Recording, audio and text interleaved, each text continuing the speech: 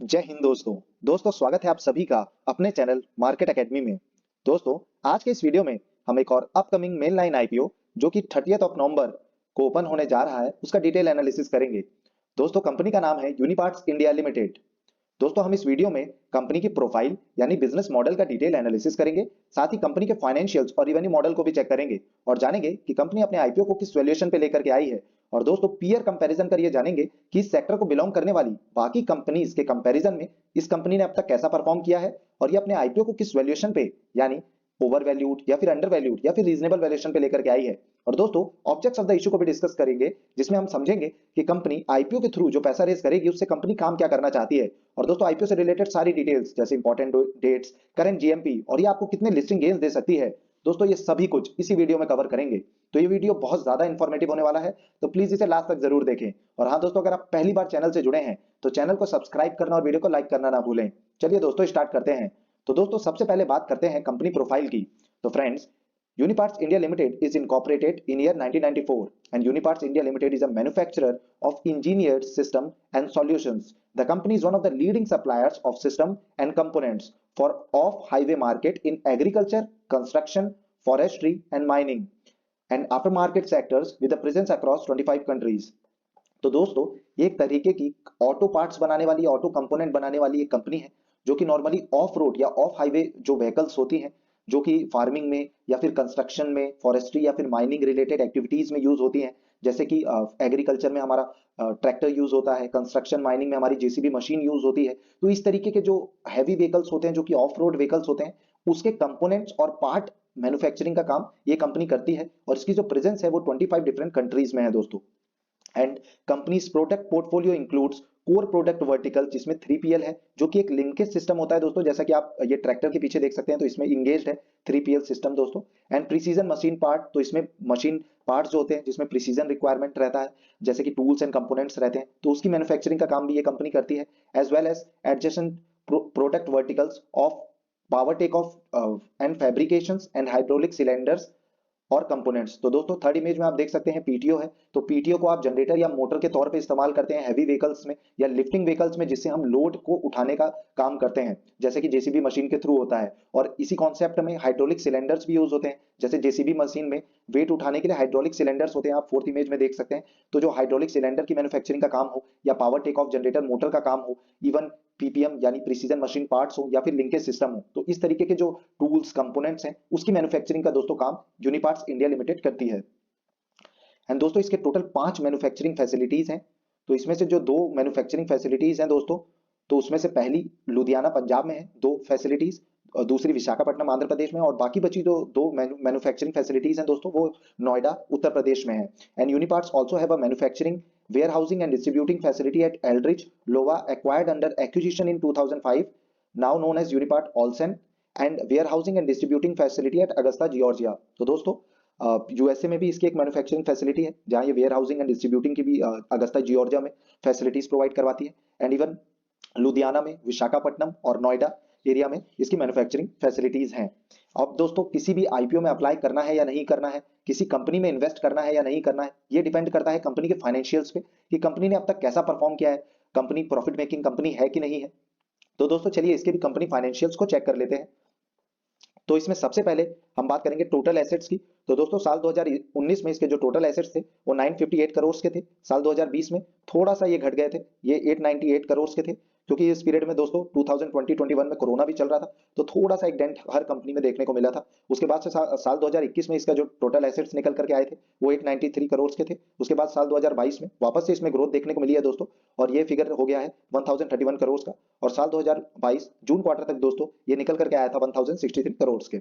वहीं अगर total revenue की दोस्तों बात करें तो ये 1062 करोड़ के थे तो साल 2019 में, वहीं 938 करोड़ के रह गए थे, थोड़ा सा यहाँ पे कमी देखने को मिली थी साल 2020 में। एंड साल 2021 में दोस्तों ये फिगर था 947 करोड़ का, और साल 2022 में इसमें भी ग्रोथ देखने को मिली और ये फिगर हो गया था 1231 करोड़ का। और दोस्तों साल 2022 जून क्वार्टर तक ये फिगर अब तक का निकल करके आया था 347 करोड़ का। और दोस्तों सबसे जरूरी जो फिगर होता है कंपनी के फाइनेंशियल्स में जिसे हमें चेक करना होता है वो होता है प्रॉफिट आफ्टर टैक्स। तो चलिए इसे चेक कर लेते हैं। तो साल 2019 में प्रॉफिट इसका था 69.96 करोड़ का। वहीं साल 2020 में ये था 62.64 करोड़ का, और साल 2021 में 93.15 करोड़ का था। साल 2022 में 166.89 करोड़ का था। वहीं साल 2022 में ये अब तक जून क्वार्टर में था 50.52 करोड़ का। तो दोस्तों अगर प्रॉफिट वाइज देखा जाए तो कंसिस्टेंट इसने प्रॉफिट को जनरेट किया है, और रेवेन्यू भी इसका अच्छा नजर आया है, इसमें भी एक कंसिस्टेंट ग्रोथ देखने को मिली है। सिर्फ अगर आप साल 2020 को छोड़ दें, उसमें भी बस थोड़ा सा ही डाउनफॉल देखने को मिला था कंपनी के टोटल रिवेन्यू में। तो ओवरऑल अगर प्रॉफिट वाइज देखा जाए, रिवेन्यू वाइज देखा जाए, तो दोस्तों revenue generating and profit generating ये कंपनी नजर आ रही है। एंड वहीं अगर नेटवर्थ की बात कर ले तो 421 करोड़ से बढ़ करके ये 713 करोड़ के हो गए हैं। तो नेटवर्थ में भी एक अच्छी खासी इंक्रीज इसमें देखने को मिला है। वहीं दोस्तों एक और फिगर बहुत ज्यादा जरूरी होता है चेक करना किसी भी कंपनी के फाइनेंशियल्स में, वो होता है टोटल बोरोइंग्स का, कि डेट कितना ज्यादा है कंपनी के पास। तो ये 345 करोड़ था साल 2019 में, फिर 256 करोड़, फिर ये 127 करोड़ पे आ गया था, और अभी ये जून क्वार्टर तक 2022 में 114 करोड़ का है। तो दोस्तों इसने लगातार अपने जो बोरोइंग्स है या फिर डेट है उसे कम किया है। तो ये एक बहुत ही ज्यादा पॉजिटिव साइन है कंपनी के लिए कि कंपनी अपने डेट को कम कर रही है और प्रॉफिट को इंक्रीज कर रही है।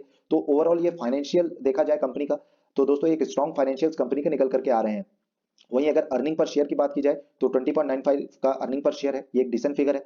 अर्निंग पी रेशियो की बात की जाए जिससे हमें वैल्यूएशन का आइडिया लगता है, तो दोस्तों ये 15.29 का है। तो इसे अब पीयर कंपैरिजन कर जानेंगे कि ये रीजनेबल वैल्यूएशन पे है या नहीं है। रिटर्न ऑन नेट वर्थ की बात करें तो ये 16.52% का है, और net asset value net value की बात करें तो 123 का है। तो ओवरऑल सब कुछ डिसेंट नजर आ रहा है। वहीं अब दोस्तों पीयर कंपैरिजन भी कर लेते हैं। तो यूनिपार्ट्स का जैसा कि हमने देखा था कि जो पीई रेशियो है तो वो चल रहा है 15.29 का। अगर रिवेन्यू देखा जाए तो 1231 करोड़ का था। वहीं जो इसकी बाकी इसी सेक्टर को बिलोंग करने वाली कंपनी है जैसे बालाकृष्णा बीकेटी है, या फिर भारत फॉर्ज है, या रामकृष्णा है, तो दोस्तों इनका जो पीई है वो 27, 47 और 15 के अराउंड ट्रेड कर रहा है। तो ओवरऑल अगर देखा जाए तो दोस्तों रीजनेबल वैल्यूएशन पे कंपनी अपने आईपीओ को लेकर के आई है। बहुत ज्यादा ओवर वैल्यूड भी ये नजर नहीं आ रही है और अंडर वैल्यूड भी नजर नहीं आ रही। तो लिस्टिंग गेन्स के लिए थोड़ा सा स्लॉट इस कंपनी ने छोड़ा है। चलिए दोस्तों अब ऑब्जेक्ट्स ऑफ द इशू को भी डिस्कस कर लेते हैं। The company will not receive any proceeds from offers and all such proceed will go to selling share holders. तो दोस्तों ऐसा नहीं है, ये थोड़ा सा मतलब नेगेटिव पॉइंट भी है कंपनी के लिए इस पर्टिकुलर आईपीओ के रिगार्डिंग, कि ये जो कंपनी है वो कोई एक्सटेंशन प्लान के लिए या किसी और वर्क रिलेटेड पर्पस के लिए इस आईपीओ से पैसा रेज नहीं करना चाहती। सारा का सारा जो पैसा है वो जो सेलिंग शेयर होल्डर्स है उनके खाते में जाने वाला है। अब दोस्तों आईपीओ रिलेटेड सारी डिटेल्स की बात कर लेते हैं। तो 30 नवंबर को आईपीओ ओपन होगा, 2 दिसंबर को ये क्लोज होने वाला है। 10 रुपए पर शेयर की इसकी फेस वैल्यू रखी गई है। वहीं अगर प्राइस बैंड की बात करें तो ये 548 से 577 पर शेयर का इसका प्राइस बैंड है। दोस्तों इसका लॉट साइज 25 शेयर का रहने वाला है, और इशू साइज 835 करोड़ का है। और दोस्तों ऑफर फॉर सेल इसमें पूरा का पूरा, क्योंकि ये आईपीओ ऑफर फॉर सेल है, इसमें फ्रेश इशू कुछ भी नहीं है। तो दोस्तों 835.61 करोड़ जो कि टोटल इसका इशू साइज है वो पूरा का पूरा ऑफर फॉर सेल रहने वाला है। इशू टाइप की बात करें तो ये बुक बिल्ड इशू आईपीओ है। लिस्टिंग इसकी एनएसई और बीएसई दोनों में होने जा रही है। दोस्तों इसमें क्यूआईबीज का जो कोटा है रिजर्वेशन है 50% का रखा गया है। वहीं एचएनआईज का 15% का, और रिटेल इन्वेस्टर्स जो हैं उनका जो कोटा है वो 35% का रखा गया है। वहीं अगर कंपनी प्रमोटर्स की बात करें तो Gurdeep Soni, Paramjeet Singh Soni and are the company promoters. अब दोस्तों बात कर लेते हैं आईपीओ के रिगार्डिंग जो टाइम टेबल है। तो जैसा कि हमने देखा कि 30th ऑफ नवंबर इसकी ओपनिंग होने वाली है, 2 दिसंबर को ये आईपीओ क्लोज हो जाएगा। और दोस्तों आपको अलॉटमेंट मिला या नहीं मिला ये आपको पता चलेगा 7 दिसंबर को। और अगर आपको अलॉटमेंट नहीं मिलता है दोस्तों तो आपका जो पैसा है वो आपको रिफंड कर दिया जाएगा 8 दिसंबर को। वहीं अगर आपको अलॉटमेंट मिल जाता है तो 9 दिसंबर को आपके डीमेट अकाउंट में शेयर्स क्रेडिट कर दिए जाएंगे। और दोस्तों इसकी जो लिस्टिंग है वो 12 दिसंबर को होने वाली है। अब दोस्तों आईपीओ के लॉट साइज की अगर हम बात करें तो अगर आप रिटेल कैटेगरी से एक लॉट लगाना चाहते हैं, एक बिडिंग या एक एप्लीकेशन लगाना चाहते हैं 25 शेयर्स के लिए, तो उसमें आपका जो पैसा है वो लगने वाला है 14,425 रुपीज का। अब दोस्तों शेयर होल्डिंग पैटर्न्स की बात कर लेते हैं कि प्रमोटर्स के पास कितनी शेयर होल्डिंग है, कितना स्टेक है। तो दोस्तों ये स्टेक पहले था प्री इशू में 75.54% का, जो कि आफ्टर इशू रहने वाला है 65.79% का। ये भी एक डिसेंट फिगर है। अब दोस्तों किसी भी आईपीओ में पैसा लगाना है या नहीं, ये उसकी डिमांड पर भी निर्भर करता है कि आईपीओ की कितनी डिमांड है। और डिमांड आप सब्सक्रिप्शन स्टेटस से चेक कर सकते हैं, या ग्रे मार्केट्स के थ्रू भी आप डिमांड को चेक कर सकते हैं। तो दोस्तों चलिए इसके ग्रे मार्केट को समझ लेते हैं। तो जीएमपी जो दोस्तों इसका चल रहा है ग्रे मार्केट प्रीमियम, उसके हिसाब से अभी से ही, जबकि अभी आईपीओ ओपन भी नहीं हुआ, अभी से एस्टिमेटेड लिस्टिंग गेन्स दिखा रहा है 22.53% के। तो दोस्तों ग्रे मार्केट में एक अच्छी खासी डिमांड इस कंपनी के लिए नजर आ रही है, इस पर्टिकुलर आईपीओ के लिए नजर आ रही है।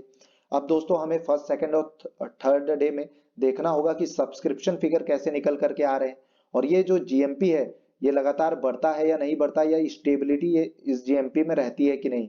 क्योंकि कई बार क्या देखा जाता है कि जीएमपी में डाउनफॉल्स या अप्स एंड डाउन्स बहुत ज्यादा होते हैं। तो दोस्तों जैसा कि नजर आ रहा है कि ग्रे मार्केट में तो अच्छी खासी डिमांड है, तो ये आईपीओ अच्छा परफॉर्म करता ही नजर आएगा।